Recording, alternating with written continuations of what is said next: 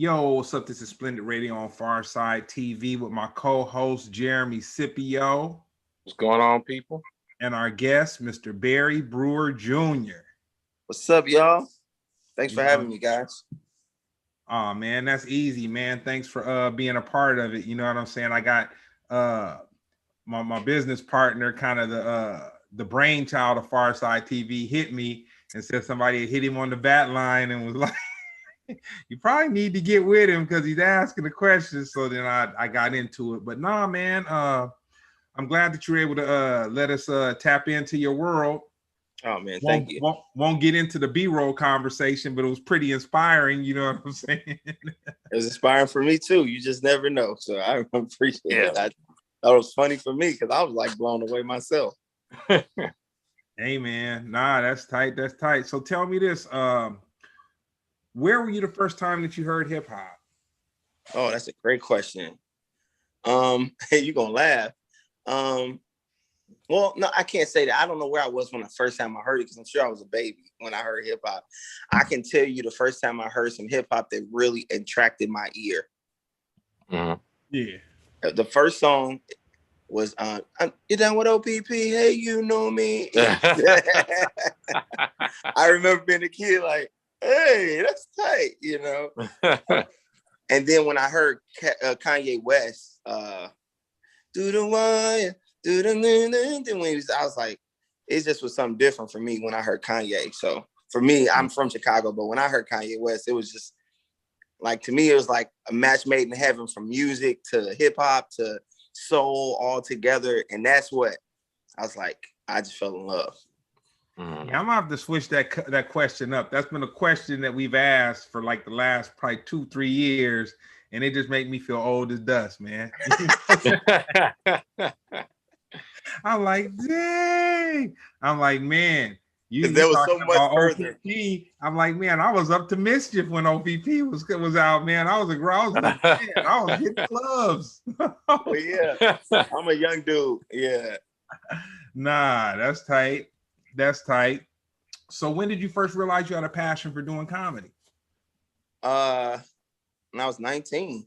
I didn't know. I always loved comedy. I never knew I would do it. I always admired Martin and Jamie and Sinbad and watching movies. I loved to laugh. I was goofy, but I never knew I had the gift until I actually did it. I was playing for this community choir, the drums, and they was like, bro, you funny. You should do some comedy for the church little concert. I was like, for real? And I tried it and I got a standing ovation, and that was my first time. And I've been doing it ever since. That's when I knew I wanted to do it. But I didn't know until that moment that I had a gift to do it, or that I could even do it, to be honest with you. Mm-hmm. Where'd you go to junior high school? Junior high school? Because in Chicago, well, I know they now, it's called elementary school and then high school. So our school go from K to 8. And then plus you're younger, because that was something that, like, back in the old prehistoric days, they used to have 1 to 6. Then no, they got it now. They still got it now, but I didn't know that. When people say junior high, I never knew, because I don't know. But I went to school. I went to 2 schools. I went to several schools in elementary, but from 6 to 7, I was in Westcott, which is down the street from Simeon High School in Chicago. Simeon is a big basketball high school that Nick Anderson, Derrick Rose came from. And then my last year, 8th grade, I transferred. It's when I moved to Inglewood, and I went to this school called Vernon Johnson. It used to be called Rastoff of 69th and Hermitage in Chicago on the south side of Inglewood. And I went there. So that's why I went to junior high at. But it was, it was kindergartners there too. So what was the problem? Oh, go ahead, Jeremy. I was gonna say the school I went to was kind of similar. I went to a performing arts school, and it was 4 through 12. But the school I was supposed to go to, because I started going there at 7, the school I was supposed to go to had they had intermediate school, then junior high school, and high school, whatever. So, but yeah, like, I don't the junior high school years are kind of weird for me too. So I get it. Yeah, man. School was a oh, sorry. I was trying to see if this was the Chase thing. That's another. I hear that. Yeah, chase that. Hey man. Hey man. Get this, chase that. Be an empty box. Hey, I'll see y'all in a bit. I'll be back. No, it was just another audition. He said, "Yeah, high school a trip." Beep. Oh man. Neil, is that you? No, Nah, man, that's tight. So, what was the poppin' music when you were in that School? middle? Yeah, Man. And let me just say this: I was an R&B head. I'm more of a singer. I'm a musician, so music was a big deal for me. So when you say what was popping, bro, I'm just gonna tell you all the R&B stuff, bro. I'm not gonna really tell you a lot of rap. I'm gonna tell you some rappers that was on some R&B records. Nah, I feel you. Busta Rhymes on that Janet Jackson record. You know what I mean? Hey, Wu-Tang on that Jodeci, man. Exactly. Wu-Tang and Jodeci. That was Wu-Tang and Jodeci. I'll tell you a song. Let me tell you this. This is a funny story about hip hop. When I was in 6th or 7th, I think it was 7th, everybody knew rappers. So I'm from Chicago. I'm from the South Side. So you remember Crucial Conflict? Yeah. Mm-hmm.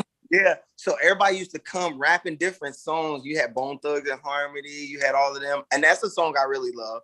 I just remembered that my mom bought me a cassette tape with and I'm gonna miss it. What's the song? I saw the video when the man died. It was so sad. Girl, the crowd. But it was all music. See, I'm singing because it was a singing song. So I think that's what I loved about it. But the point I wanted to say was I didn't know no raps. I didn't know no lyrics, bro. I'm still not good with lyrics in nothing. I write a song and don't remember the lyrics. But I still know this. I had to learn Crucial Conflict songs so that I can go to school and finally have a song to rap. And I'm trying to remember the rap so I can do it for y'all. You remember the song? Hey, in the middle of the barn. And I learned that haze got me going through a phase. I just can't get enough smoke in there. I never smoke, by the way.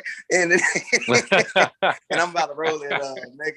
And I sat there and studied it like school so that I can go to school to rap this song because everybody, you know how everybody start rapping and everybody join in. I always felt left out because I didn't know no lyrics. I wait till they get to the hook. I'm like, hey, I would never know. So, but the songs that was popping, like I said, I'll just go with some R&B stuff. Is that cool? Or you trying to go with the Nah. Oh, okay. Because I was like, do I ever cross your mind by Anytime by Brian McKnight? I think of Joe. I like to know what turns you on. I love that one. Obviously R. Kelly. Is doing the mission, hot and fresh out the kitchen. I'm from Chicago, so I don't listen. I know everybody like, man. I was waiting for you to say it, bro. Hey, I don't think that I should not enjoy my life because of what he got going on. That ain't. People like, I'm not supporting his acts because I like his music. I hate when people try to project that on you. You know what I'm saying? So you mean to tell me I can't enjoy a song I love because what this nigga do in his personal life, you're not finna put me. Hey, I don't got nothing to do with him. That's between him and God and whoever he did it with. They ain't got nothing to do with me. I like the songs. You know what I'm saying? I met R. Kelly before too. He's super cool. Quick question. Would you is there something that an artist can do to make you go, I'm not listening to that no more ever again? Maybe if a racist came out, but like in their personal life, if they're doing something like within their actions personally, no, because I'm not listening to the music because I like them as a person. I'm listening to the music because I enjoy the music. So if my motive was listening because I'm such a fan of them, you know, I can see how that can alter people. So I'm not judging nobody, but when I listen to a record, I enjoy the record for what it is. I'm not connected. It doesn't mean that person's a great person. But I don't know that person. So I'm not allowing that to cloud me as a listening ear to the record, because the record is the record. You know what I'm saying? Whether I know if the dude, because the truth of the matter is, well, with him it's a little different because he got a little tape. But the point I'm making is most scenarios, it's all allegations that you will never know the facts of the facts. You get what I'm saying? So right. So R. Kelly's innocent. I said, so R. Kelly's innocent. What you saying? No, Hey, man, I'll say this. Until he's innocent until proven guilty in my book. You know what I'm saying? Oh, I had some. That's what they say. You know what's sad about this though, and I'm not gonna say whether he's guilty or innocent. If you want to know my opinion, I think that there's definitely some shiesty stuff, and that it's obvious that he's attracted to younger women. So I won't ever debate that and argue that. I think most men are not to the level of what they trying to make it be. But as it relates to that whole subject, bro, it's like, you know, what's unfortunate is because if everybody, R. Kelly's a whole different story because of his tape, because of what's came out about him, what surrounded him. But let's take it out of that and let's go back to Michael Jackson. Let's just go to what people have. Michael Jackson, in everybody's mind right now, Michael Jackson is a pedophile. I don't, but he's never been found. The conversation is not separate from his legacy. So yeah. What I'm trying to say is he's never got found guilty for any of it. But people walk around with that perception that that's what it was. And so unfortunately, if you have something that you may have messed up in, let's just say R. Kelly did do what he did early on, but let's say he changed his ways. It's kind of like he's kind of low-key guilty to the public because they caught you up doing something like that before. So who's to say you get what I'm saying? You kind of guilty because it just looks like that because we know you like that. You know what I mean? You don't never give a person an opportunity to know really what's the truth. So I've been lied on before. I've done wrong too. You know what I'm saying? So you know, I think bro, let's just move on. You got too much going on. I don't want you to put yourself in something. Yeah, man, on this little podcast, you know, bro. Let me say this. No, but listen, bro, it's real. I don't like when people don't be real, and I'm just saying, look, as entertainers, as people that's in the forefront, like you wear a big burden. You got a target on your back. You get what I'm saying? If R. Kelly was a regular dude that did everything he did, you think he would be having all of this scrutiny? He would not be. He'd be still doing whatever random, regular stuff he'd be doing. It's because of who he is. What just happened to somebody? Somebody just came out. Something just happened to somebody. It was like, who was it? It was the football player. He was getting massages and he was texting somebody. Yeah, I know you talking about. I hear about that. Yeah, saying, "Hey, do you mind? I guess massaging my balls or something like that." I know you talking about. I know you. I'm like, and to me, I'm like, place closed. He asked you from jump, was you cool with it? Like that's like, why you coming? Why you still going? This is reasonable. It's a reasonable request. My thing about that. Listen, let me say this. Let me clarify this so I can clear it up. I don't condone any wrongdoing, period. I don't condone nothing of the allegations to that. I don't condone that at all. That is not what I'm saying. I don't know whether that man is innocent or guilty. I can't, that's between him and God and whoever was there. I'm just saying that I think that we're so quick to buy into whatever is popular propaganda and not really take the time to allow the thing to unfold to see what it is. And sometimes it's respectable because you have some type of things that's happened early on in somebody's life or whatever to kind of say, nah, you did, you know what I'm saying? So that's all I was saying. Cancel culture, basically. Yeah, exactly. The cancel culture for sure. Like somebody, it happened to Russell. Jeremy, I don't know if you know that we was doing everybody was doing the Russell Simmons Def Comedy Jam the second season, and the moment all of that stuff went out, they had to take his name off of everything. He lost everything because of allegations, not because of anything that was founded. It was just because people were saying something. And I think that's sad. I think that because somebody can just come and say something and everything's snatched away and everything's without the time to sit there and look at the evidence and really see what it is to say, okay, this is what it is, or it's not what it is. That's the unfortunate part of it being in the limelight. I'll say this. I had dinner with Russell. We were in he touched you? Nah. Hey, Hey, the way you started that story though. No. Where it was. It was. I know the story though. Russell's a great dude. I'm messing with you, bro. Oh, dude, the coolest dude. I think it was the coolest. Yeah, I think it was in Thailand. I want to say Thailand or Bali. I thought it was Bali. Bali. Okay, yeah, Bali. It was. I remember when it happened. Yeah. Yeah, it was a far flight, but without going too far into it, he gave me a perspective.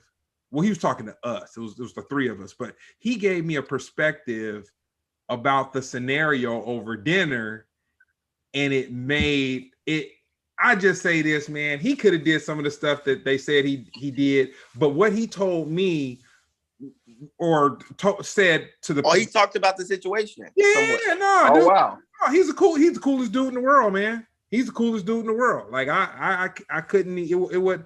I mean, it was just my first time meeting him. He had met Brown before, I think years ago or something like that. But we were talking, so he wasn't on no, celebrity type of thing, whatever.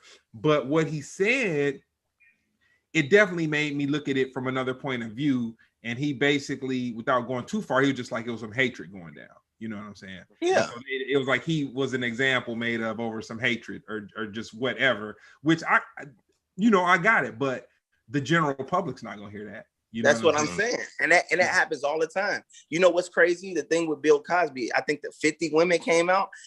The popularity, I think that they found it like 45 or 46 of them just was making up stuff. And I could be wrong on the numbers, but it was like a big number of them was founded that it was nothing of what they were saying. And that wasn't pushed. That wasn't popular. That wasn't show.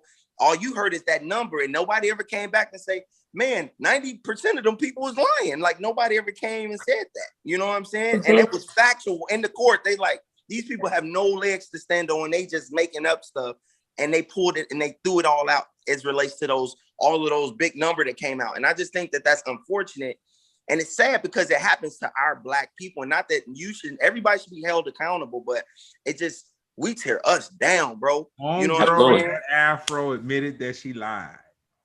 Huh? Homegirl with the Afro admitted that she lied about Bill. Yeah. Yeah, that didn't go viral. I didn't hear it. A lot of people don't know that. Same with the kid and Michael. The kid when Michael died, he admitted that his parents put him up to it. So yeah. And none of that is pushed as big as when they said it. The initial effect of what they did and said. Thank God that they said that. I heard the Emmett Till lady on her deathbed said he didn't wink at her. Emmett Till is dead and gone, his family and all of that, and she on her deathbed said that he didn't do nothing. Another comedian said this, and it made so much sense. He said, "The lie is always better than the truth." Yeah, people want to hear it. Unfortunately, that's sad, bro. It's always better than the truth, man. It's better. So tell me this: when you were in high school, what was your path? Like, what did you think you would be doing from school, from your early years up till high school? Yeah, music and basketball was my two things to do, man. I used to go to school, high school. I used to play basketball before school. Got on the team, was so happy. It was my first time playing organized basketball in my freshman year. Had been playing, street ball all my life. And I was always a musician growing up in church. I learned how to play the drums at the church. In my home church, my grandparents used to come and get me on the weekends, take me to church. So that's how I got to go to church. So I always tell people I got the best of both worlds. I learned how to pray and fight because I would live in the streets and at the church. So I got options. But yeah, it's pretty much basketball, man. I remember having this little keyboard I had got for Christmas, the tiniest keyboard, learning how to run. I learned how to do a riff on the piano, and that's kind of where I learned. I learned how to play by ear. My cousin showed me some stuff. And so it was just really school, basketball, home, music, and then the weekend would be church, basketball, back to school. You know what I'm saying? So that's pretty much was my life. And I didn't have the best childhood. My mom was on drugs and drinking. So early on, I was getting kicked out the house, trying to live here. I was on my own around 16, 17 years old. So I started, living, renting out different places because I used to have a little job on Sundays. I used to play for a church. I made a little money every Sunday. That's how I made my money. Till now, I still, I haven't played since the whole pandemic stopped. But yeah, I remember. Didn't you and Ron had the same gig, right? I think you handed off. Oh to him yeah, again. I put him. Yeah, he filled in for me a few times at the home church I was playing at. Yeah, that's my guy, man. Hold on one second. Let's spin the record back. If Ron is filling in for you, because Jeremy mentioned something about it, we're gonna get a little deeper on. So you really played in. So your weapon of choice, drums or keys or both? Oh, it's mainly keys now because I'm older. I'm gonna take you to the piano. That's what we're gonna do. We're gonna go to the piano. Let's go to the piano. I think that's how we first connected, if I'm not mistaken, bro. And I remember my first question to you was like incorporating music and comedy. Yeah, yeah. I jammed my finger hooping. I'm still grown, still trying to hoop. I was about to ask you. Yeah, man. I actually just took my brace off. I actually dislocated it. I was going for a pass. The ball hit my finger, dislocated it. So now it's swole, whatever. So I could play a little bit, but yeah. What's your money, man?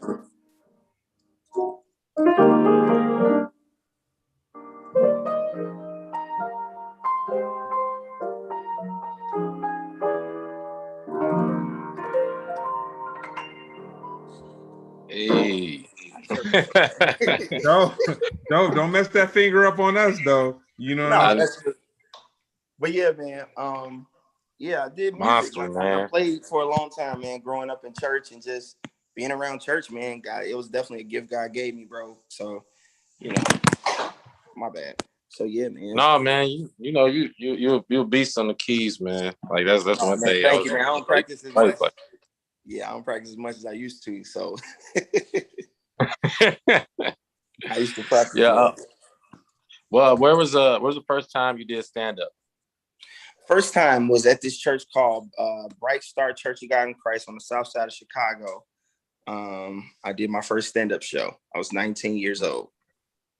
Yeah. I mean, how did that go? I mean, church. That's when I got the standing ovation. So I'll tell you this story that got me to stand, because saying that sounds real big time. Like, oh yeah, I was just a monster from the beginning. And I always said that's not how I mean it. I would love to believe I was, right? I've been a monster. I was born for this, you know what I'm saying? But the truth of the matter is that I created this character early on that was my grandma, this Mother Jenkins character. And Mother Jenkins was my grandma, whereas the old lady at church is so sweet to you, but she talk about you behind your back. My grandma was that. And I was like, everybody got a Mother Jenkins in their church. And I was talking about in the act out of the joke, I was talking about this lady named Sister Palmer who wasn't matching. And as the old lady character, I was like, who dressed as Stevie Wonder? This is one of my first jokes. And people are dying. Come to find out at the end of the service is that there was a Sister Palmer there. This is the second service of the day at their church. Sister Palmer was there. She was not matching. Everybody had knew it. So me creating that joke and saying her exact last name and that she wasn't matching was what erupted the church, because it's like, oh shoot, they know I don't know her. So it's like, it was the timing of it. It was in my opinion, it was God allowing me to clearly see what I was meant to do, right? Not because maybe if I wouldn't have done well, I wouldn't have ever tried it again. So just getting the confidence. God was like, hey, get her. And so, the church was laughing. It was like really, really a great experience. So yeah, that's what my first experience was. So since you mentioned church so much, does your comedy have profanity in it? Or are you straight? No, it doesn't. Oh wow. And I don't use profanity in my stand-up because that's not who I was. It's not how I talked. Okay. It does my not using profanity. You catch me on the court, you gotta pray for me. I still sometimes words do come out. So I ain't trying to come out as perfect. Court though. There's other moments I'll be a different dude. But early on in my life, let me just explain this, because comics ask me that all the time, like, oh, should not curse or not? And I always say comedy is really about honesty and who you are. And when I started comedy, I wasn't really using profanity in my personal life. It was something I stopped doing like in 4th grade because I was cussing. And I remember in 4th grade, this little boy asked me, "Don't you go to church?" And that bothered me. That bothered me as a child. And so from then on, I try not to use profanity ever. So when I started doing stand-up, I started in church. But I did have a show when I first started with Leslie Jones was the headliner. This is a long time ago. And I decided to use profanity this one time on stage. And I did a terrible job. I'm sure I said the cuss words all wrong. And, and so from then on, I was like, let me stick to being myself. And so, yeah, no, I don't use profanity. One, because of real quick, were you doing it because she was on the show and the style of comedy she was doing? Yes, yeah, that's exactly right. I was only using profanity because of what I knew she would bring and what the energy. It wasn't a church show; it was a club show. So I started doing clubs, and and you're secular. That's church. That's how the mother thought you're doing secular stuff. You were in the world. So yeah, that was exactly right, Jeremy. Trying to be what the atmosphere was instead of just being me in the atmosphere and bringing me to it. So I learned that very quickly. Mm-hmm. So how did you end up being on Kevin Hart's Guide to Black History? Oh, that's a great question. I auditioned. And shout out to, people think, and I did meet Kevin early on before he blew up. So I do know Kevin to some degree for sure. Like if I see Kevin, like, "What's up, Barry?" But I never saw Kevin actually during that whole project. I don't even know if Kevin knows I'm on it unless he watched it and said, "Oh, that's Barry." But, oh, Barry made it on there. But and so ironic that me, Tiffany, and Brio, we was all on Who's Got Jokes is on there. But basically, I got the opportunity from Amber Bickham, which is a younger casting director that's been around LA. That's a nice, beautiful person, and gave me an opportunity to audition. They kind of gave me the concept, man, and I went in there and brought my personality to the character. And they gave me the gig. So it was it was just as simple as that, man. And I got to go on set and do everything I thought I was going to see Kevin, but Kevin shot his part separate from me. So, yeah, man, that's how I got on it. And it was originally supposed to be on the History Channel, if I'm not mistaken. It was originally supposed to be on the History Channel, but it didn't get there. So it didn't come out till like 2 years later on Netflix. So, somewhere before Netflix, I saw Slink is on it too. Yeah, Slink Johnson. Yeah, I remember seeing it, and I was kind of like, oh, and it was kind of funny because it was like, I guess, in a Kevin Hart comedic way, like some legitimate Black history. Yeah, and I loved it, it. It's really honor. It was, sometimes things you see in hindsight, you're really grateful. So to be a part of something comedic that could bring notoriety to people that's done things that wasn't always given the proper, accolades and things like that means a lot, because a lot of kids watch it. And that means a lot to know kids like, "Oh man, you was on that," to be a part of something like that. Like, obviously we want to be movie stars and stuff, but to be a part of bringing some history and some information and, to our culture definitely means a lot. So that was cool, to be a part of that. Mm-hmm. And it's dope for Kevin to have done something like that, a project like that too. Yeah. How do you go about incorporating music into your comedy? Jeremy, I'm still working on it, bro. Like different concepts. Like obviously, I think Jamie Foxx gave me some type of foundation. I see people talking all the time. It's like, that's like Jamie Foxx. He's like, oh, yeah. And I would agree. So we're not disagree. I'm like, yeah, watching him obviously gave me a idea. So, obviously now I'm trying to see what's uniquely me, bringing it in, so I wanted to do a lot more on my stand-up special, but licensing certain songs and things like that. So I'm just still trying to be creative with it. Watching Craig Robinson, just trying to be unique. Yep. So as I go on the road, I'm going to try to just put the piano and sit at the piano like I did and just kind of create and feel comfortable. Because me being always in front of a mic, when I sit in front of the piano, sometimes I didn't know like the piano's enough that I ain't got to be so funny when I'm like, so it's just like really learning to relax at the piano and understand that this is different, that you can just sometimes sitting there just playing is enough for people and they enjoy it. But I be like, I'm a comedian. So it's like, oh, everything got to be funny when I'm sitting at the piano, learning that that's not the case. I can just sit there and sing, and I can sit there and just entertain them in a different way. So I think that that's what I'll do more of as I approach the piano to my stand-up. It will be just like a commercial break to my stand-up and giving them something else of me. So I think that that's how I approach it now. So I'm still developing is the answer to that question. Right. No, I mean, you know, you one of the people that I look to when it comes to that anyway. You know, like I never really made a real attempt at incorporating you know, piano into comedy, whatever. But once people find out I could play, because I literally pushed that to the side. But anytime somebody found out I play, they'd be like, "Oh, you should do this, we should do that." Da, da, da. You know, like, you know. So yes, I actually decided to do a couple of shows.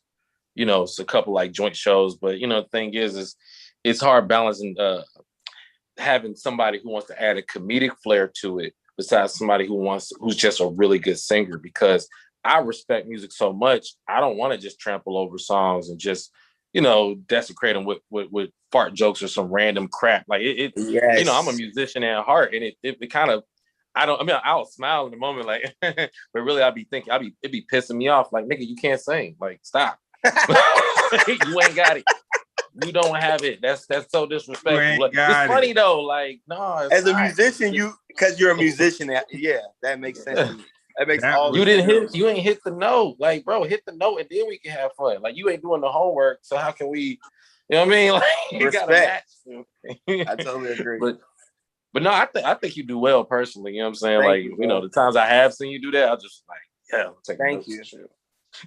Bro. Take away however I go, bro. Hey, it's definitely like trying to find it. You know what I mean? Because just like as a comic trying to find your voice, you're like, man, who am I with this instrument on stage as a stand-up comedian? Like, who am I trying to navigate that and not to be what you've seen? You obviously you let that influence you, right? Because everything ain't nothing new under the sun, but trying to take that and see how that looks as you know what I mean? So yeah, that's what I've been trying to do. But thanks so much for that, bro. I really appreciate it. We should do like a comedy show, both on the piano, and just start playing and cracking jokes. Hey, I'm down. Just don't play circles around me, bro. Like, you got to. People this ain't no competition, man. This is about like, all right, what I'm supposed to do now? But no, I'm definitely going. Like I said, I'm definitely going. We should revisit that. I think that's something we can do for real. I'm super down. Excuse me 1 second. I'm just gonna plug this thing back here. I'm right here though.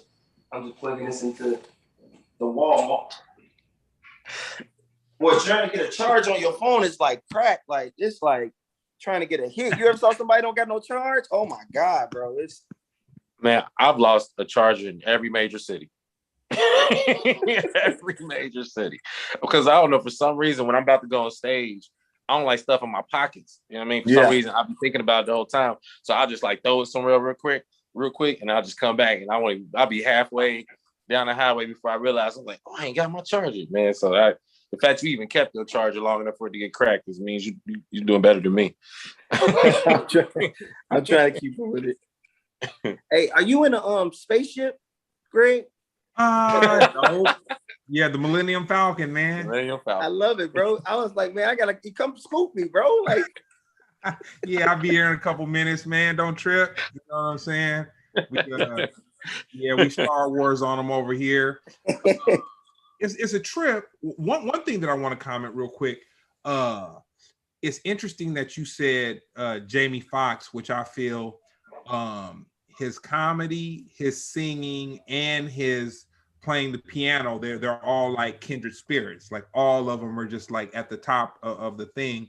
You mentioned somebody that a lot of people sleep on, though. Craig Robinson's ridiculous, man. I mean, bro. I normally don't have stuff like this ready to go, but hey, I got the box. Hey, I'm with you, bro.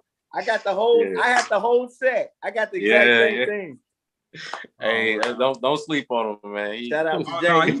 But Craig, shout out to Jamie, man. Jamie is special, bro. He's He's special, bro. He's still special. I can't wait to see his show. He got his new show coming out on Netflix, a sitcom where he does different characters.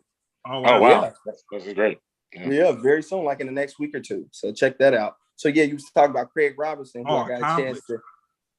He's an accomplished singer.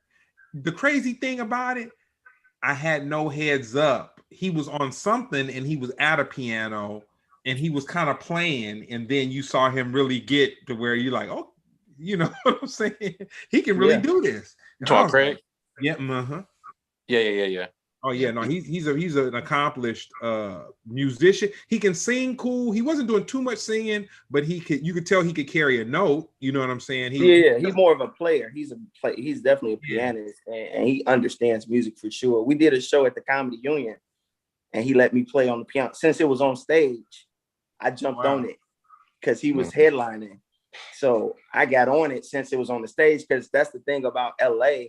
As a comic, you don't really get a lot of time on stage. So to come and bring a piano, that got to be your set. You can't jump off and like they got to be your whole thing. And then trying to carry a piano for 7 to 10 minutes somewhere, it just becomes too much. Everybody ain't got the setup to handle that. So, but yeah, I saw him rip it, man, and he gave me a great compliment. He's like, yeah, he gave me a great compliment when I did it too. So it was cool.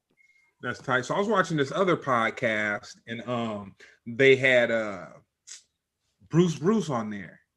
And see, for me, like I never, like Jeremy's probably pulled me the closest to comedy I've ever been. Before I met Jeremy, it was kind of like, okay, Richard Pryor, Red Fox.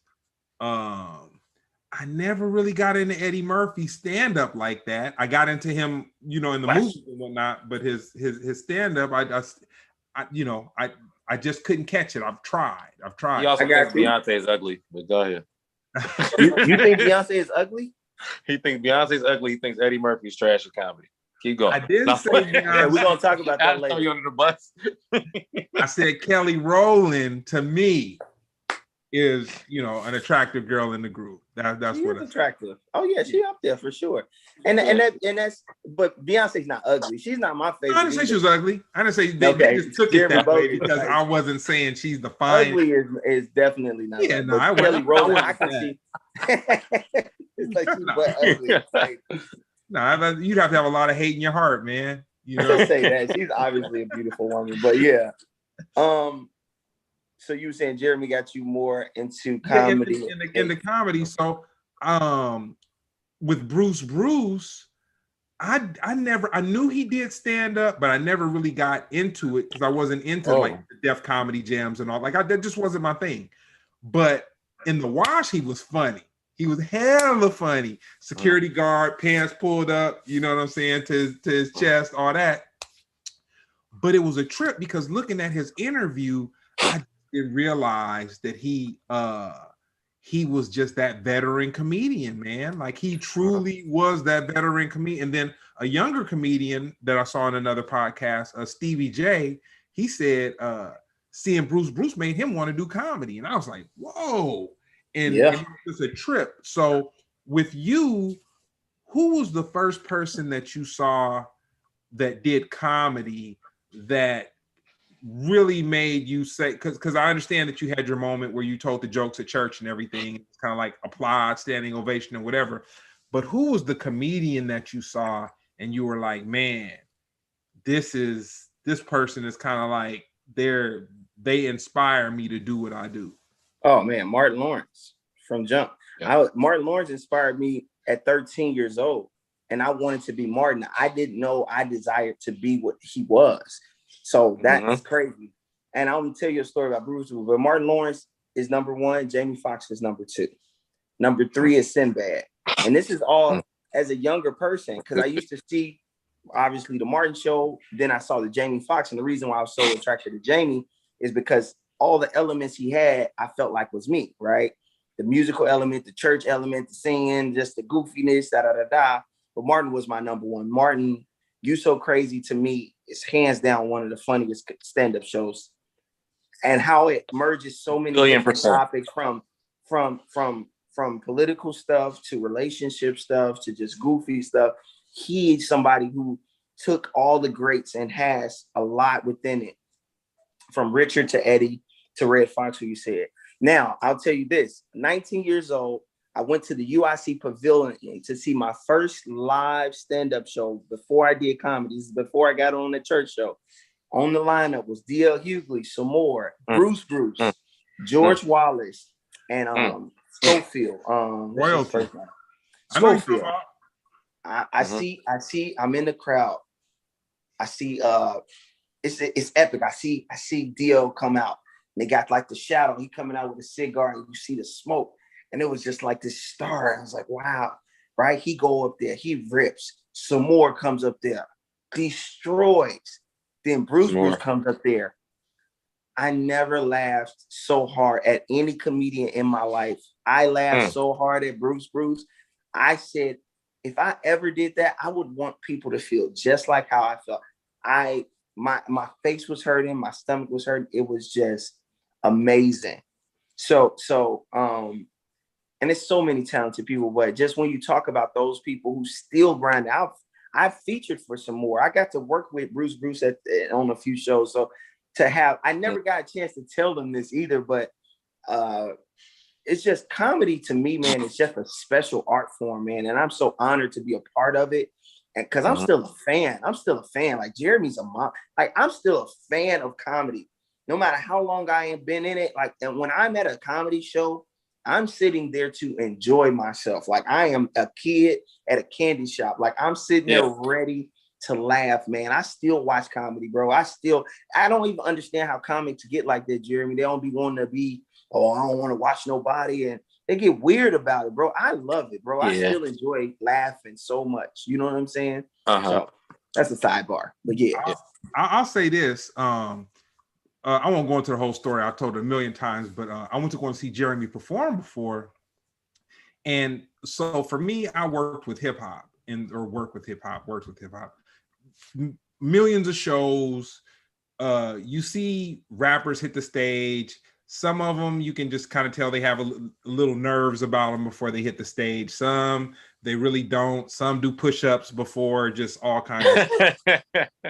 But it's more like when rappers or musicians perform, they go on stage, they give their A game, they step off, and kind of to themselves, they like, okay, if somebody's coming on after you, they like, yeah, fool, touch the stage after, you know what I'm saying? I want you to step on this warm stage, you know what I'm saying? After I done heated it up for you. Comedy, there's a competitiveness, and then it's just this weird thing on how and some of it has to do with jokes, some of it doesn't have to do with jokes, the way that the audience connects with certain comedians. And I was just kind of like, I don't rap and I don't do comedy, but I was like, man, this comedy stuff, boy, woo, this is it's the only art form where you need a response. You know, music, they don't gotta say nothing, they can sit there and listen. Obviously, if they bobbing their head, they enjoying it, but you don't really need a response to really feel like you did a great performance. Like comedy, you need, like, you know, the crowd like in the thick of what you're doing. Like, I need to know you connect. So it can be a challenging art form for sure. I definitely want to speak to the competition thing. Unfortunately, people look at it as competition. I don't see it that way. I don't see comedy as a competition at all. At all, bro. At all. Because you like who you like. Like right now, you say, hey, Eddie's all right. The next man be like, what? Eddie Murphy's a comedy genius. It's blasphemy that you would even say that right with a gun. What's wrong with you? It's like, it's not that serious. He said, who not my style, not my style. Who you say not funny, bro? Right. Exactly. So that reality right there shows you it's like, I can tell, man, bro, you ain't hating at all. You just being honest about what you like and what you don't like. Yeah, you know, so it shows you that comedy is subjective. It's to the person. It's whatever you like and your taste. So I can never be Jeremy. Never. No matter how much I try, I can never be him. So to be in competition is different, like sports, right? We're playing the same sport. There's an end. But comedy, if I'm a clean comic and Jeremy's a comic that use profanity, and we're doing a crowd that's an older Black crowd, that's like professionals, and he get up there talking, you know, these nasty jokes, just saying he does, I'm probably gonna do much better that night than him. Does that mean he's not funny? No. It's how the crowd, what their temperament, what they like, what they don't like. You get what I'm saying? Country and vice versa. Maybe I go to a spot where it's a vulgar spot, it's a hood spot, like I told you, like the Leslie spot, and then I'm just this very, you know, clean, straight to the collar dude, and I don't do so well. Does that mean I'm not funny? So to be in competition, my thing is to go rip and connect with the crowd, because at the end of the day, I ain't competing with you. You ain't on stage with me. You know what I mean? So what you did on stage got nothing to do with me. Now I can tell you this: if you bombed, it makes it harder for me, right? Because then if I ain't got no name, they like, well, who was you? You probably ain't funny either if the dude before you wasn't. You know what I mean? Unless you're a name and they already know you. So you know, the competition thing, bro, it does become that, but it's just immaturity, in my opinion. You know, it's just lack of understanding, lack of confidence in yourself. Like, you know, so when people say, you think you funny, and I'm like, yeah, I think I'm funny. I think people like me that may not, you know what I mean? Like, it ain't no competition. Like, I think, dude, everybody got they who like them. The dude that you don't think is funny is somebody that love their comedy. You know, you got a friend that everybody think he's so funny. You're like, he's corny, bro. But somebody loves his comedy. So what can you say? Who are we to say, man? I get it. You know what I mean? I meant to say with the Leslie thing, actually, I actually was on a show that, you know, they let her go up earlier because she was, you know, further along. This was years ago though. And, you know, it was a bar crowd in New York. I can't remember the venue, but I was there with Jack Thriller. And you know Jack Thriller? I heard of him. I don't know him. Yeah. So I had just met him. It was funny, but it was like, I forgot what this is. It's a historically rough crowd. And Leslie was doing her whole like, have you ever sucked a dick, sir? Have you sucked a dick, sir? She getting in the crowd and all that stuff. And I'm like definitely a year in at this point. And you know, you can't follow that. Like she like hold the mic. Have you ever sucked a dick, sir? That shit's hard. Crowd going crazy. And I didn't follow it immediately, but I think it was like at least like 2-3 comics, you know, and I didn't have it, man. There was no way I could compete with that crowd. But let me explain that though. That's you going into a hostile environment. First of all, every place is not a comedy place. Like I say this, I'm gonna tell you an example. I went to a show. My boy Mike Samp in Chicago asked me to come do this crowd. I wanted to go out there and work material, but certain crowds you can't work material. You got to go in there and amaze them. You got to go in there and talk about nothing and mess with people in the crowd and get them on your side. And that's probably some of what she did to win. I'm sure she went in material after that, but she engaged. Am I right or no? Yeah, I mean, you know how she used to do comedy. You know, she was very aggressive. So it's but it is part of her set. Yeah, she's loud. she's all of that, and so those type of personalities are better, or I say they more successful in those type of rooms, right? And I could be that because I came up in Chicago, so I know how to be that. But if I'm trying to really work on jokes, I really don't want to be that. I just want to work something out.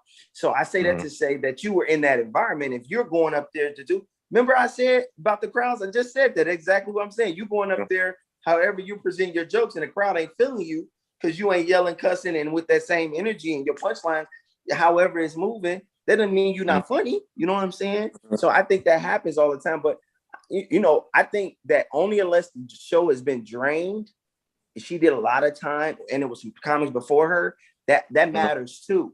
You know what I mean? Because Melanie, the biggest compliment, Melanie put me up after Earthquake at the Savoy. That's tight. So that was my stamp, right? That's when I felt like I made it, to be honest with you, in the comedy game. Melanie Camacho is a vet, been around back in the day, touring with Martin. So she's been doing stand-up forever. And the Savoy is a rowdy room, right? And she used to host it, I think it was on Tuesday nights. And this is later in the evening, and Earthquake had went up there. You know, Earthquake, he brings earthquakes. Like, that's literally what he does. And I'm clearly accepting I'm not going up tonight, because after people like Earthquake get on stage, or Leslie, or Tony Roberts, these different people, they come with an energy that is almost unmatched to follow, and they don't just give a piece, they give a lot. So they drain the laugh, they murder the laugh. So the crowd's so exhausted, you know, you got to go up there and pull teeth, or you got to come get it, you know. And this particular night, it was similar to that, but the crowd wasn't too drained. Like, it wasn't a whole lot of comics before Earthquake, and he didn't really do a long time. So I felt like it was some left in the tank. You know what I mean? So I tried to go up there and win, and I did good. Let me just say that I did do good. But I feel very proud of myself. But I don't think that was about not following him. I think now if he would have did longer time, then I don't think I would have had that same outcome. So I don't know how long Leslie did before those other 3 comments came up, but all of that matters in those rooms. Like, sometimes people think, oh, they just ain't funny. It's a lot of other elements that come in play. And I think that we have to consider that, because people quit before they even start. You know what I mean? Well, and mind you, I said I was a year in. I mean, now, like, I crack my knuckles at that type of crowd. I'm like, all right. You're like, let me be clear. Let me follow Leslie now. Yeah, it's clocking in. You know what I'm saying? You can't. There was the Malcolm Gladwell 10,000 hours. You know what I'm saying? I wasn't. You already hit it. Yeah, but and that's a competitive nature I like. Not like going up there to win the crowd again, like that. Now that's fun. That ain't really in competition with you. It's just like, I hit a shot. You like, okay, let me hit a shot now. My turn. Yeah. Let me keep shoot. the balloon in the air. Yeah. So I like that competition, because that's not really me versus you. That's like, let me score 2. You know what I mean? Let me see if I can match your shot. You know, like, kind of like that. So like, but people get offended. I remember I was doing a show. They probably kicked my butt, but we was doing a show with Juice for Russell Westbrook, Nate Jackson, who's a monster, by the way. He's a destroyer. All these people you naming, I'm gonna have on eventually. Huh? So all the people you naming, we're gonna have on eventually. So. Oh yeah, definitely. And Jimmy gonna get everybody. Shout out to Nate real quick, man. He's in the Rock. He's playing the young Rock. Well, right. Sure. Yeah, in the Rock series on NBC. Junkyard Dog. Yeah, is it on NBC? I believe. NBC. Yeah, NBC. Yeah, that's my bro, man. That's my bro. We was doing a show for Russell Westbrook through Juice. Juice is a newer comic. I don't know if you've seen him, but I met him in basketball, and he put on this show in OKC when Russell was playing for OKC, and he was putting the order together. And I know he didn't really care, but he put me last. And Nate was not having it. Nate's like, wait, what? Who's going last? I'm going last. Okay, you go last. Man. Now, in my I've seen opinion, that side of him. Nate is a monster. Don't get it twisted. He's one of the biggest monsters around. But in my heart, I was like, okay, I can close too. Like, I'm more than capable. Right, because of how he made me get like that. But it wasn't no big deal, because I'm like, okay, I just destroyed before you, and you destroy after, because either way, we're gonna both destroy. You know what I'm saying? But I think that going last have become a thing. I think it's changed now. Nobody want to go last, because it'd be too late in the night. So nobody wants the headline unless it's the traditional opener, feature, headliner kind there of. There it is. Yeah, absolutely. But yeah, I think it's been a thing around. Like, who goes last is like, that's the biggest monster in the room usually. Yeah. Make a pivot real quick. Who are your top 3 favorite rappers? Kanye West. And I don't condone his craziness, so it's just like good for you, man. I separate the person from the art. Let me say that. Top 3 favorite rappers: Kanye, Busta Rhymes, and Meek Mills for me right now. Yeah. Whoa, okay, cool. Yeah, Busta, man, Busta is he's been a monster man. for a long time. Yeah.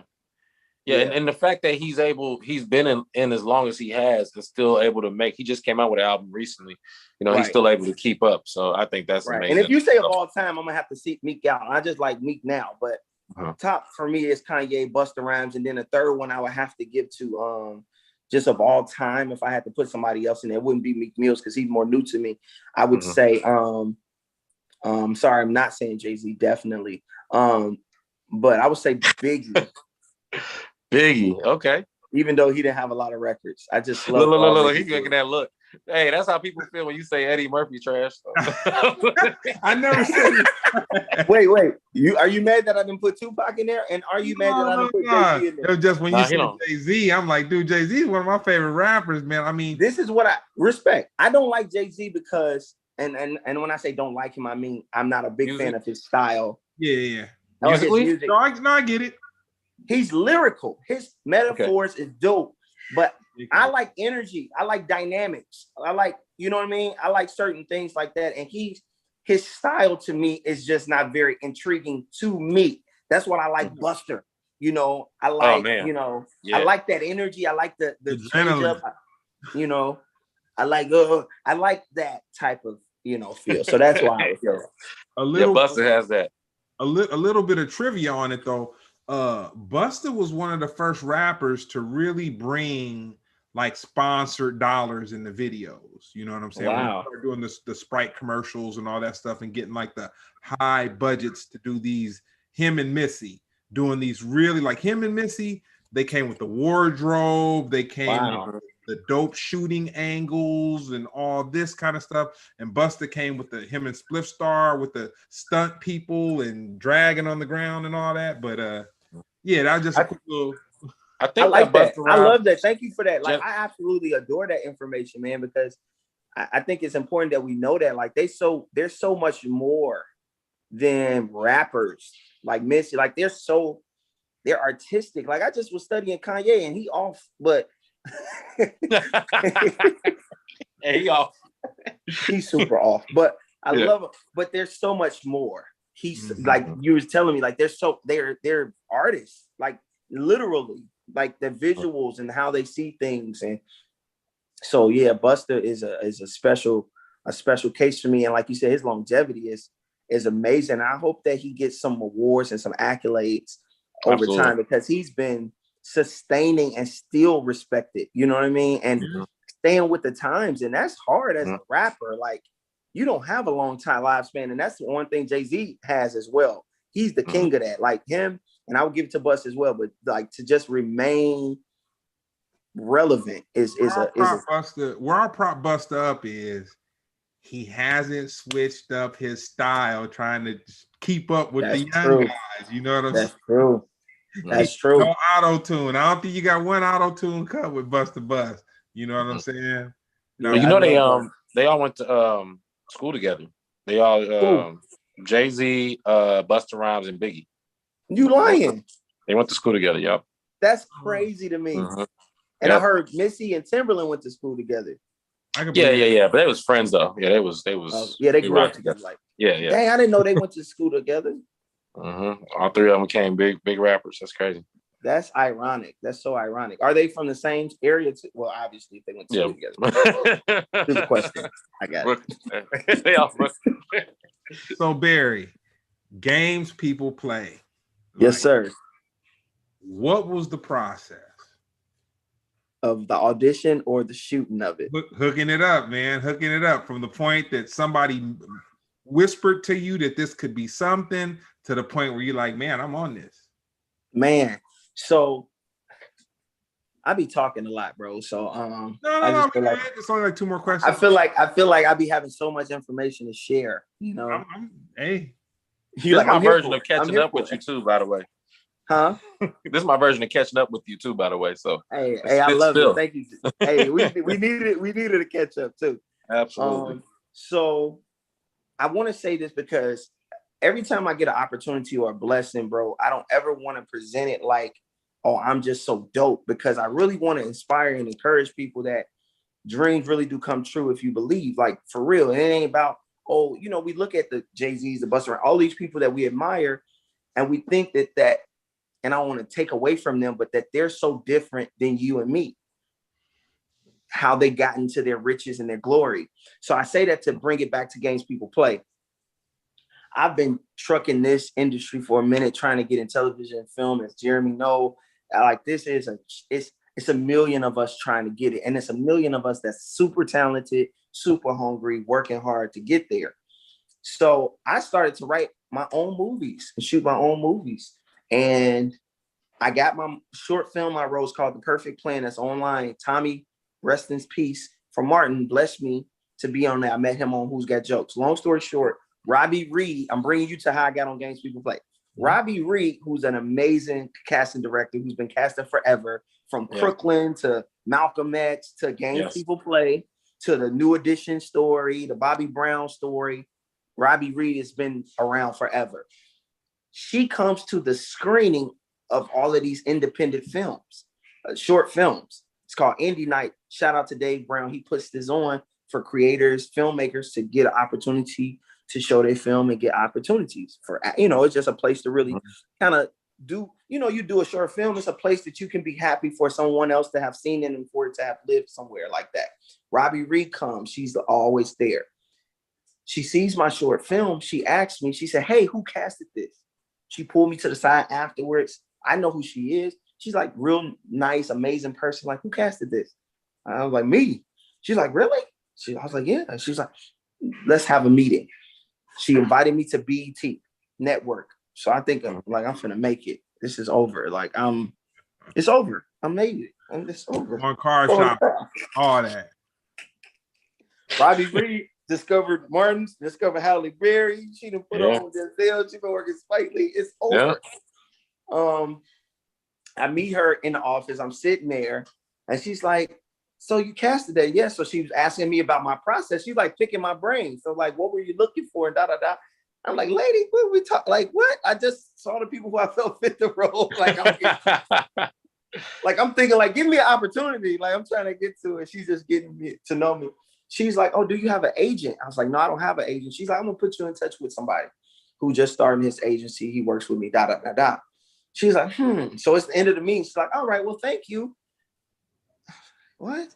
She's like, you know what? Let me see. I do have what project I got. She's like, She looked at me. She's like, you look like Ricky Bell. Can you come and audition for Ricky Bell? They was cast in the New Edition story.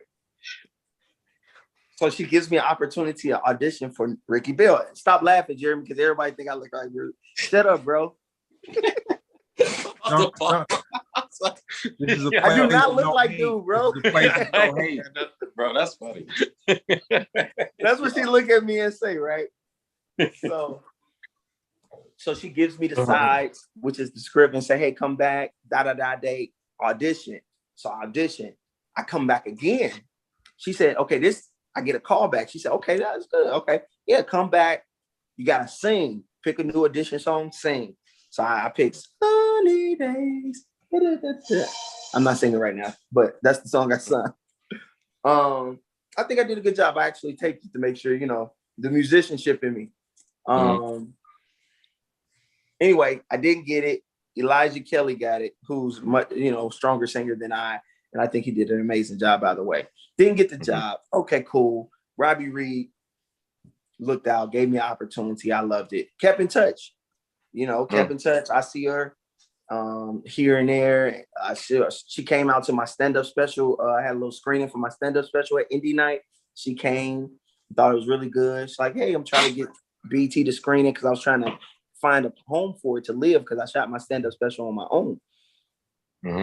Year and a half later, my wife and her are soror. So through this meeting, my wife's working at Delta. And so she, just connected, whatever. My wife hit her up for saying, hey, do you know who's casting Bad Boys? Was it 3 or 2 at the time? It was 3. This is years ago. This is like 3 years ago. It's like, because I always thought I was supposed to be in Bad Boys 3. It happened. I wasn't in it, but that's a whole nother story. We can talk to God about that. Anyway. I got a couple of those, so I get it. You got a couple of those. Like, I'm supposed to be in that one. So, long story short, she's like, I don't know who's casting that, but tell Barry I got an audition for him. So she sends me the sides. So at this point, y'all, I'm really discouraged. I wouldn't say discouraged, but I'm really kind of turning my wheels and getting tired of going to these auditions, and they already got who they want in them. I remember going into an audition for Rush Hour. They were doing a show. I walked out the audition, got a notification that Justin Hires was booked as the character I just walked out the door auditioning for him. I was like, I literally just left, and he got the part, right? So at this point, man, I'm looking at the script. I'm kind of like, I don't even really want to do this. It was for an IT guy. Long story short, I go the next day. I'm like, I'm just gonna go ahead and be myself and try to bring me to the character. Cause he was a nerd. I was in there doing my thing. Robbie's like, can you stay? I was like, yeah. Come to find out, that was the testing for the people. They had already went through several levels of auditioning. So I went straight from my first audition to testing. So all the producers is there. Tracy Edmonds is there. The writer, Vanessa is there. Middleton, the person, everybody's in the room. And the dude from Maze Runner we was waiting for him. He was up for my role. I walk in the room, man, being goofy, and did my scene, man, and didn't know nothing. Got the part. Find out that one of the young ladies that working with production said they booked me when I walked out the room. That was my first time I ever booked. That was my first show I ever booked. My first television show. And the one thing I learned from that, and I'm telling you this, Jeremy, if you don't know, and anybody out there that's in it, like, learn to bring something that's you to that character. Like, stop trying to do what you think they want.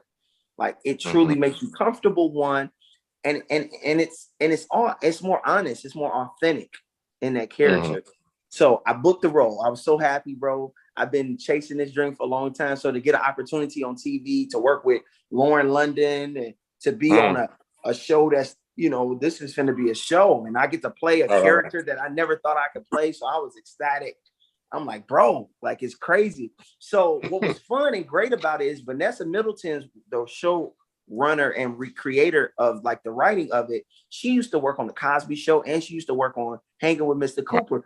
So she's really familiar with comics who act. She's really, so when I got to work, she kept telling me, do you, like, she gave me a green, they let me create. Heck yeah. You know, obviously this is my first time, so I'm a little hesitant in how much I can flex, you know, just like kind of just create how I feel. And so I'm just telling you how it was, and I get on set, man, and this actually, my first Motivational Monday started in the trailer of this show, because I was so inspired, I was so happy, and I was just ecstatic that I got this thing I've been chasing for, and it felt so good to finally feel like I got to come up for some air. I've been trying to, you know, get something. So that's how that felt, man. And being on set, I got to meet Tiny from, I know they're going through something, man, but she was such a sweet, man, but she was such, man, when I tell you, bro, it was just such a great experience. She was such a sweetheart.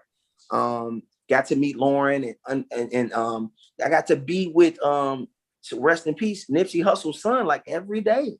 His little baby boy was on set with us every day, and created a new family with all my castmates, man. It just felt really good to like feel like to be a part of something, man. We actually filming season 2 right now, so that's my experience, bro. Just to take you through all of it. That was my my journey, man. Let me tell you something. After you kill this thing that you think that might be going down, and we talked about on the B-roll of the situation, like, I received that whole situation was so inspirational to me that, like, man, I wanted to hear you talk, and to just like, because usually we'll ask a guest like a couple of small questions about process and whatnot, but I'm all about, if it's somebody who I'm talking to, like when hip hop management, road management, I'm dealing with promoters. How did you get the money to throw this? Like, how do you, like, that's my thing. It's like the process. Like, what are people? Because the thing about it is, it's not always about just knowing somebody or money or whatever. A lot of it is just people who have it in their heart to attain something or to do something or to will it into existence or whatever. And those are the stories that I like to hear, because I'm like, man, that's what levels the playing field. You know, if it's about heart, you know what I'm saying? If it's about heart, that's great. You know what I'm saying? Heart with a shot glass of work ethic. And it's like, man, you're going to get there. Man. You're going to get there. And that's what, and I just really want to encourage people to know that, man. And if anything, bro, my journey has been, you know, my slogan's only believe, man. And I've been trying to do that the whole way through, man. And it's hard. It ain't always easy. It's dark sometimes. It ain't going to look like it's going to work out. But if you just stay going If you don't give up, man, you will see it come, man, to pass. I'm gonna tell you this story. I always laughed about this. Years ago, I met Chris Tucker. This is like when I first moved to LA. I used to play the organ for Bishop Noel Jones. And so, Bishop Noel Jones, Chris Tucker went to his church. He's like, I'm gonna introduce you to Tucker. Tucker's gonna look out. So I meet, that's how he talk. So I meet Chris Tucker, right? And as a comedian, you meet some people like that, bro. It's just like, you are just, even still today, I just admire his career, admire the success he was able to get to. And so I asked him, I'm like, I'm looking for him to give me something. And all he says is, just keep working, man. Just keep working. Keep working, man. Just keep working. And when he said that, bro, I was so offended. I'm like, you sitting here on all these, you got all of this, and all you gotta tell me is keep working. Just keep working, man. Just keep working. And it's so funny to me because even at where I'm at now, I'm like, everything even though it wasn't this big grand nothing. It was just very simple, but it was facts. Just keep working. Just keep working. And it was facts. Like what he gave me was the keys to the city, and I didn't even know it. You know what I mean? Yeah. Keep working. No, all the big guys, they give that generic advice, and you just be like, man, like, are you playing with me, man? First time I met Martin, man, he said, don't let nobody tell you what you can't do, right? And I was like, yo, man, that mean a lot to me, right? And he was like, oh, bring it in, baby boy. And then somebody else was like, hey, Martin, he was like, hey, man, hey, let me tell you something. Hey, don't let nobody tell you what you can't do. Oh, man. Man. Then a dog came up to him. He was like, ruff, ruff, ruff. He said, hey, look, boy, let me tell you something. Don't let nobody tell. I'm like, look, this is just. Don't let nobody tell you what you can't offended. Do. But don't be. I love Martin. I met him once too. That's so funny, bro. But the truth of the matter is that it's true, and at some point in your career, you're going to look back and you say, man, that one little piece that seemed meaningless or didn't seem like it had too much substance to it was such something of such. It was a lot, It's so true. I mean, like, look, I was offended by the generic advice I used to get, but when people ask me questions, I'd be like, yeah, man, just keep working. I say the same stuff.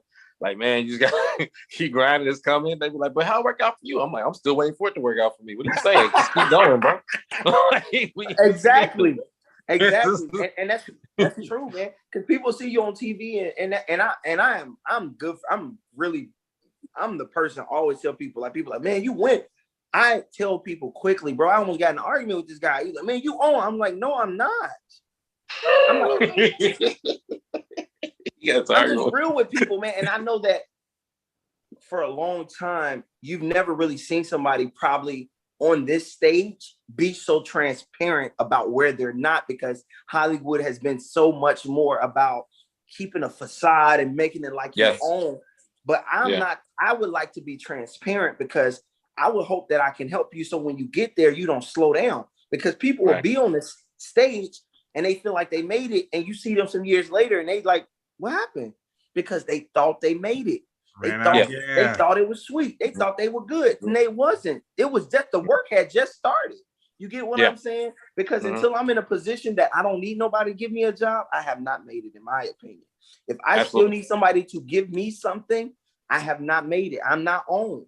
You get what I'm saying? Like, that's the difference in the mentality. And I want to encourage people to have that mentality so that we can all not be looking at Hollywood like, man, we ain't winning. It's because we don't have nothing. We are not in position to give ourselves work. You know what I mean? That's the one thing I really admire about Tyler Perry so much. It's like, it don't matter if you don't like Hollywood, don't mess with him. He don't need their blessing. You get what I'm saying? He went and built, as he said, y'all was trying to get at that table. I went and created my own table. Now that comes with a lot of stress and trials and tribulations, but at the end it's worth it, man. So anyway, man, I talk all day about that because I'll be super passionate about this Hollywood journey and being transparent about the different parts of it, man, because people see you getting some things and they just think it's all good. Because I told this guy who just started, I said, bro, he's looking at, he's like, man, I look up to you. And I'm like, well, I'm honored that you do. I said, but I'm just one step above you. Imagine a stairwell. Yeah. I'm literally one step away from you. You looking at it like it's so much further. I'm like, bro, one opportunity can put you in the one. Mm-hmm. Girls trip put Tiffany from right here to the moon. One thing. Yes. One thing. Some people is not like that. Everybody, some people, like for me, I think it's gonna be steps. Like I'm taking steps. But some people will go from one to the bottom step to the top, like that. So you get what I'm saying? Tiffany, Kevin was up here for a minute. Nobody even know Tiffany. Tiffany got that. Now it's like they've been there the whole time. Running something exactly. And it has not been like that. Kevin was winning. Me and Tiffany was on Who's Got Jokes in 2006. Like we were not in the same place. Kevin was driving Range Rovers and living well. Like we were seeing how we were gonna eat. You know what I'm saying? So it just goes to show you that, you don't want to get comfortable and you want to really be honest where you are. And I think it's important to be transparent. So when people get there, they don't get to lose themselves at that stage, that they continue to work and grind so that they don't fall off. I've been in Hollywood. I moved to LA in 2004. It's 2021. And I've seen people who was killing the game and they working at FedEx now, and I'm not taking away from that. Nothing wrong with working at FedEx. There's nothing wrong with none of that. I'm just saying that you would have thought they were on to see their life now. You like, okay, maybe you weren't on, because on is like, I can't fall off for real like that. Yeah, exactly. So all my FedEx quick, workers, no offense. It's okay to work at FedEx. Make it like it's nothing wrong. We'll probably do the last question, but I want to throw this in there real quick. I had a relationship with Robbie Reed pretty early on, and she the whole you know who you look like thing, right? She said, and don't let this affect how you feel about her. She said that when she said it to me, she said I would look like Tupac. I was like, what? Because it was like this. She goes, who do people say you look like? And I'm like, when I said, I'm like, Eddie Murphy, Dwayne Wade. I was like, who's you thinking? She's like, I was thinking Tupac. And I was thinking Tupac. You do look like Dwayne Wade. I can see it. I had just met her, so in my brain, I'm thinking, oh, this lady's crazy, right? So the next day, I'm at the store, and I was like, we were just talking about whatever, and then I was like, yeah, this lady was here yesterday, said that I look like Tupac. They was like, ha. Like, who was that? I was like, that was some casting director named Robbie Reed. Oh, you didn't even know who she was? Yeah, they was like, wait, what? I was like, yeah, Robbie Reed. Like, supposedly she's like casted Spike Lee movies. It was like, if Robbie Reed said you look like somebody, nigga, you better follow up. You like, when are you casting the Tupac movie that I'm doing there? I actually did chase that. She wasn't part of it, but somebody else was. But I was trying to get her blessing, and I chased that. Just say, yeah, y'all should look at him. Yeah. I mean, that's how I got cool with her, was through that whole interaction, and that's so dope. It was crazy, but I haven't followed up on that in a while, but you gotta keep in touch, man. She's a beautiful person. She's a beautiful person that cares about giving people opportunities, the people that, the diamonds in the rough, the people that's overlooked sometimes. And I always walk around in life as the underdog. I always felt like that. I always embraced that. Today, if you go in my basement, you'll see Joe Frazier knocking out Muhammad Ali that first round.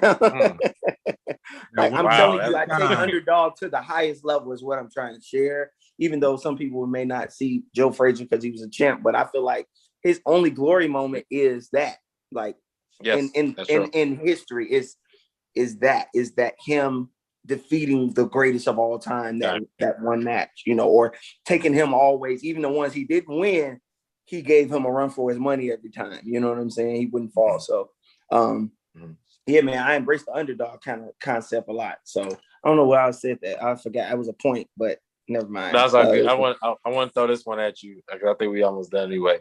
What was the process of you putting together your comedy special? Man, the first concept was just raising the money that I believed I need to put it together. So this is the process again. I went out to some people who I thought had money, didn't hear no calls back. So I put it together a PowerPoint presentation. And my PowerPoint presentation says, who discovered Kevin Hart? Who discovered Cat Williams. I said, wouldn't you like to be the person that helped this person gets to their stardom? Yeah. Well, here's your chance. It's like you will be the one who helped discover Barry Brewer. Barry Brewer has been on I had said all of what I've done. I put together a video of me doing Gabriel Iglesias Presents Stand Up Revolution on Comedy Central. I put Bill Bellamy talking about me on Who's Got Jokes, Tommy Ford talking about me on Who's Got Jokes. I put I had a video where George Wallace saw me perform at the Laugh Factory. He was just like talking on an interview, and he just started talking about me, and I got the footage of it. I put that on there. So I had some incredible people. Tommy said the most amazing thing. He's like, I work with some of the greats, and what I've seen in them, I see in him. And he said that. So I put that on there. That's amazing. Yeah, that was a great compliment. Oh my God. I don't even know what to say about that. I just feel honored. Right? Because he worked with my number one.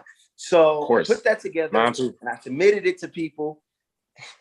And she told me not to tell, but one of my family members is the first person that gave me some money. Good for you, man. Good for you. They don't care. They didn't care nothing about none of those accolades, and nobody that said I was gonna be. And the first person that gave me money, I didn't even expect them to have any money. And if they would give me some money, I didn't expect. And I must just be very blunt what they gave me, because I'm not gonna say the person. I expect them to give me like $1,000. They gave me $10,000. Dang. Wow. That was the first contribution. That was my first day. I had just made it. I sent it out. That person called me and said, "What you doing?" Older, like, "Oh, what you doing?" Oh, you would never think she had that money. I'm like, who? Like, I thought $1,000 is too much for her to even give me and not be, struggling and probably out her house. Do you get what I'm saying? You never know what people say. Never know. It be the people around you. So she gave me that. I put in my own tax money. My manager gave something, and my friend who's helping with the name, he gave something too. And through that, I was able to raise between 30, like 25, 30K to shoot it. Wow. Now, all the money wasn't given at once. It was kind of pieces of money. So I had got that first installment. So with that, I was like, okay, let me start it. And then the other installments came later, like at every point. So I hired a production company. I was looking for somebody to shoot. I was like, okay, I need a production company. First, I asked, I'm such a dude that talk about people. I'm like, yeah, I asked the dude. He said no. So I ain't gonna put nobody out there. Yeah. I'm good for that. I was on to hear Zoom with the homies, and I was just talking reckless. Not like bad, but just real, like just shooting it like, yeah, dude. Because I'm just that type of dude. But everybody's like, whoa, just keep names to yourself. Anyway, I asked people to help me. I was asking somebody directed, trying to get a director, because the director that said he would direct it, he was trying to charge me. And I was like, hey, man, I need to use all my money to make my product as quality as possible. If you believe in me, just come do it on the strength that it's going to go somewhere. When we make money on the back end, we can, we can break bread. He's like, nah, I can't do it. So I was like, all right, well, you don't believe in me for real, so I'm good. So I directed it. I went and found the venue. I went and promoted it. I called I made flyers. I called people. I did promotions on social media. I went to the church radio station in Chicago because I shot it back home. Well, I'm home now, right now. Okay. And Molly Music is a singer who I ran into. My manager and his mom is very close. And so he came to Laugh Factory and saw me perform. And he came to me and said, hey, bro, how can I help you? I was like, actually, you can do this show for me. And it'll help me bring more people. So I had a theater that seated 750 people. He's like, bro, I do the show. He did the show. He said, just take care of my flight and hotel for me and my son, because I got my son for the summer, and I got you. It charged me nothing. Blessed me, blessed my life. All I had to do was take care of his thing. He came, so I put him on the flyer. We sold out 2 shows, back-to-back, 750 seats, sold out. Big deal. And the scary part was I didn't know it was going to sell out. It was looking scary. Like I didn't know it was sold out till the show was over because I didn't know who was coming. I didn't know if nobody come. People from elementary school came, like the city, like people from old churches and friends of friends. And I only knew this because they was getting all the footage of people walking in. And I'm looking at the videos like still today. I'm like, my high school teachers came, my 8th grade teacher came, like all these different people came in. My family showed up and out. So it was probably that in my career is like probably the most, the biggest accomplishment for me because it was a step of faith. It was no idea of how it would come to be, to even now for people to be sharing it and loving it so much. It's just like, hey, I didn't have no HBO. Nobody came and said, hey, you ready to do a stand-up special? I believed I was ready. I had the faith. I asked. I did all that I could within my power and was able to get the resources, thank God. And it looked, and the people I shot it to, I was like, I wanted to look like Martin, you so crazy. So, because I'm gonna do these act outs. So I gotta have a camera here to do this and that. And so I got to do all that. And just from that to finding a distribution company to work with, Comedy Dynamics, to then it showing it aired on the CW network. A stand-up special was never aired on national TV. The whole hour special aired on national TV last June during the pandemic. Yeah. And so just how far it's went for me, and I directed it, wrote it, obviously. So it was just such a journey, frightening, scary, obviously, not having no concept of how it would turn out and it turning out amazing. So yeah, so that was that journey, bro. It was no for sureties. I didn't have a place for it to live. I didn't know what would happen. I didn't know how it was going to go. I just knew cameras and a little bit from what I did short films, knowing I wanted to look really cinematic and really look good. I always kept saying to all the people that I was working with in production, I was like, I wanted to be able to sit next to Kevin Hart's special and you don't be like, ugh, you're like, oh, okay. You know what I mean? That's what you're fine. Say. So thank you. So that was that story. So with that being said, I'm gonna hit you with the last question. All right. Where do you see social interaction going in the next 2 years? I think we'll get back to somewhat normal.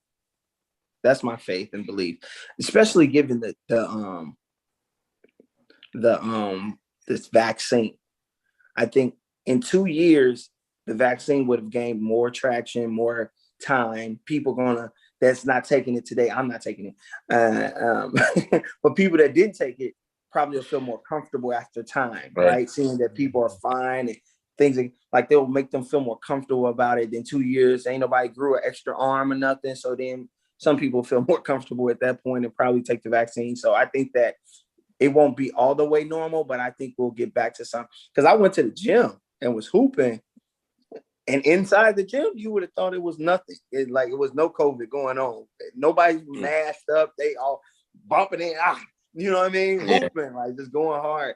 So I think that in 2 years, that gives us, because you can even see now people are more comfortable. I mean, people wouldn't even want to be in your space. People are more comfortable touching and talking. A white lady grabbed my hand at the breakfast spot the other day. She had a Bear shirt on. I had a Bear. So I was like, what up, teammate? And she's like, hey, and she grabbed my hand. I was like, oh, white people grab your hand now, so they feel more comfortable. That's right. Well, nah, man, I want to thank you, man. It was a very motivational, inspirational story amongst the rest of it. Your journey's definitely funny. Thank you, bro. Thank you, man. Thank y'all for having me, man. I really appreciate it. I was tired, but y'all got me up. Now I'm enjoying it. I'm like, it's over now. It's having so much fun. You got anything? I'm here anyway, though. I'm working on a music project called The Beautiful Monster. So that'll be coming out this summer. I'm really excited about it. Really talking about some vulnerable parts of myself. So I'm excited to express myself musically. And Bruh, Tyler Perry's Bruh, will be coming out this spring on BET Plus. So stay tuned for that. And man, follow me, Barry Brewer Jr. on all platforms. My website is iambbarrybrewer.com. Please watch that, man. And just keep supporting. Please support these two gentlemen. Is people watching this right now? It's quite a few. Okay.